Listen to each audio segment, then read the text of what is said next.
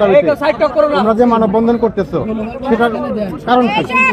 আমাদের মানববন্ধনের কারণ হচ্ছে আমাদের স্যার যে আছে প্রিন্সিপাল স্যার, তিনি আমাদের সাথে দীর্ঘদিন যাবৎ আমাদের সাথে অনেক খারাপ ব্যবহার করতে থাকে। আমাদের প্রত্যেকটি পোলাপানকে টর্চার করতে থাকে। আমাদের কোনো কথাই সে শোনে না।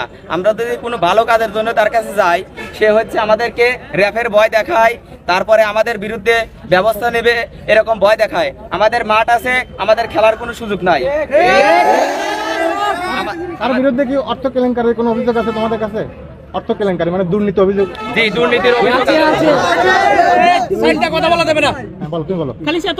সে আমাদের কলেজের প্রথমত নাম পরিবর্তন করছে।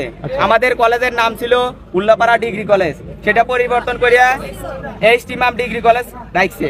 এরপরে হচ্ছে আমাদের কলেজের ওইখানে অনেক টাকা খরচ করে একটা মোরাল তৈরি করছে, যা সম্পূর্ণ ভিত্তিহীন, যার কোনো ভিত্তি নাই। সে একটা মোরাল তৈরি করছে।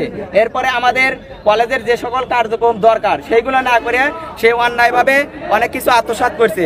সে আমাদের ল্যাবের জন্য 2 জনকে নিয়োগ দিছে, সে সেইখান থেকে আপনার অনেকগুলো টাকা আত্মসাৎ করছে। এরপরে আরও অন্যায়ভাবে অনেক শিক্ষককে এখানে ঢুকাইছে।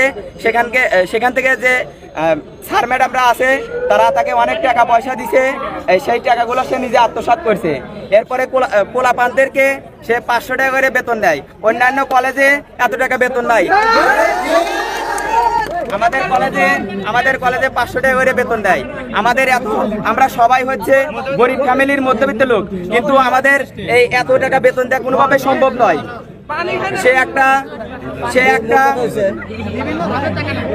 সে প্রিন্সিপাল হওয়ার কোনো যোগ্যতাই রাখে না। অধ্যক্ষের পদত্যাগ চাই। অধ্যক্ষের বিরুদ্ধে আনিত অভিযোগ সঠিকভাবে তদন্ত করতে হবে এবং আইনের আওতায় আনতে হবে। কলেজ রাজনীতির